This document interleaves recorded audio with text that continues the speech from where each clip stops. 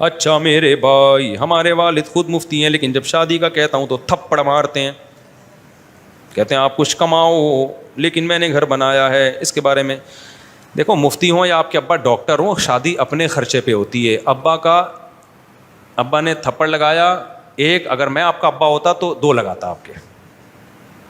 سمجھتے ہو؟ کیونکہ شادی تو کرو لیکن خرچہ کس کا ہوگا؟ ابا کا نہیں ہوگا. خرچہ کس کا ہوگا؟ آپ کا ہوگا.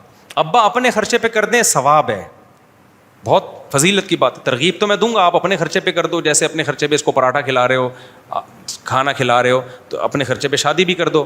لیکن ایک چیز ابا پہ لازم نہیں ہے تو پھر ان کو زبردستی تھوڑی کی جا سکتی ہے.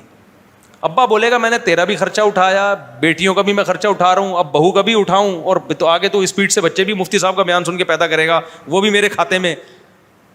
تو کیا پیڑے کھانے کے لیے آئے گھر میں؟ تو اس لیے میں بار بار کہتا ہوں, ابا کو ترغیب تو دیتا ہوں کہ بچوں کی شادیاں اپنے خرچے پہ کرا دو, اللہ پہ توکل پہ, لیکن ابا پہ لازم نہیں ہے. لہذا ابا سے آپ ریکویسٹ کر سکتے ہیں کہ ابا میں کما نہیں رہا, میں پیڑے کھا رہا ہوں, تو آپ اگر شادی بھی کرا دیں. ابا کرا دیں ٹھیک ہے, نہیں کرائیں تو پھر دوبارہ بولو. تو ایک تھپڑ لگایا آپ کے ابا کو, میری ریکویسٹ ہے کہ آئندہ یہ کہے تو میری طرف سے ایک اور لگا دیں. تو یہ بالکل صحیح کر رہے ہیں آپ کے ابا. اور یہ جو میں ترغیب دیتا ہوں نا اباؤں کو کہ اپنے بیٹوں کی جلدی شادی کرا دو, یہ بھی ہر بیٹے کے بارے میں نہیں دیتا. جو بیٹا سمجھدار ہے, پڑھائی میں لگا ہوا ہے, اپنی ذمہ داریاں پوری کر رہا ہے. آپ کو پتہ ہے ابھی NED میں پڑھ رہا ہے یا یونیورسٹی میں پڑھ رہا ہے, ابھی یہ مصروف ہے اور اب ٹائم پہ جاتا ہے, کلاس لیتا ہے, محنت کر رہا ہے, آپ کو پتہ ہے اس کا فیوچر اچھا ہو جائے گا, محنتی ہے, اس کی اپنے خرچے پہ کرا دو تاکہ برائیوں سے بچ جائے. کل کمانا شروع کر دے گا, 2-4 سال آپ بہو کو پال لو, پھر یہ اسی نے پالنا ہے. لیکن اگر آپ کا بچہ پان گٹکے والا ہے, یونیورسٹی جا نہیں رہا, پوستیوں کی طرح پڑا رہتا ہے, تو پھر ترغیب بھی نہیں ہے. پھر میں نہیں کہتا ایسے بچے کی شادی کرا دو, عذاب جان بن جائے گا تمہارے لیے. یہ میں نے ایسے لوگوں کو ترغیب دی, میں نے ان کو لوگوں کو بتایا کہ تمہارا بچہ سمجھدار ہے, شادی کرا دو. انہوں نے کرا دی, آج زندگی بن گئی ان لوگوں کی. کہہ رہے ہیں بچہ بھی برائیوں سے بچ گیا, گھر میں ماشاءاللہ ہمیں جو ہے بہو جب دیکھتی ہے نا میرے سسر مجھے کھلاتے پلاتے ہیں, تو بہو کی آنکھوں, سسر کی آنکھوں میں آنکھیں ڈال کے بات بھی نہیں کرتی پھر وہ, ٹھیک ہے نا, اپنے باپ کی طرح سمجھتی ہے اس کو. تو بڑا اچھا ماحول بن گیا. لیکن ایسے بھی لوگ ہیں, ان کو میں نے کہا تھا اس کے بیٹے کی شادی نہیں کرانا. انہوں نے کہا میرا بچہ 25 سال کا ہو گیا, اب گناہوں میں جائے گا. میں نے کہا نہیں کرانا چاہیے, 38 سال کا ہو جائے, کیونکہ یہ سوچتا ہے اگر تم نے اس کی شادی کرا دی نا, خون کے آنسو رو گے تم, خون کے آنسو. کسی کی بیٹی کی زندگی تباہ مت کرو.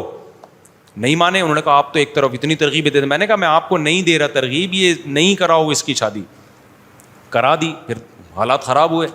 کیونکہ پھر ہوا یہ کہ اس لڑکے میں تھوڑی سی موٹیویشن اس سے ملتی کہ مجھے رشتے نہیں ملتے, میں کماتا نہیں ہوں, اس بیس پہ شاید کچھ کما لیتا.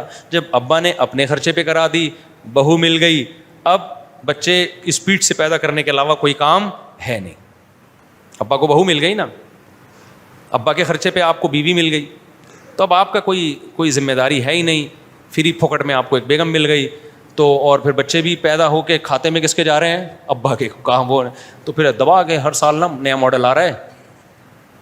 وہ باپ جو ہے نا عذاب بن گیا یار, کہ کم بخت کچھ کہنے, پھر طلاقیں ہوتی ہیں. سسرال والے بھی کہتے ہیں خود تو کچھ کرتا ہی نہیں ہے, کب تک یہ سسر کے خرچے پہ پڑی رہے گی بھائی. پھر میرے پاس آتے ہیں, پھر میں تو بولتا ہوں میں نے تو آپ کو پہلے منع کیا تھا. تو اس لیے ابا صحیح کہہ رہے ہیں, خرچ کماؤ, شادی کرو.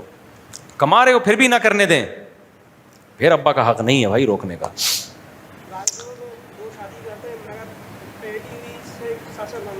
نہیں, پہلی بیوی سے خرچہ مانگ کے دوسری شادی تو بے غیرتی ہے.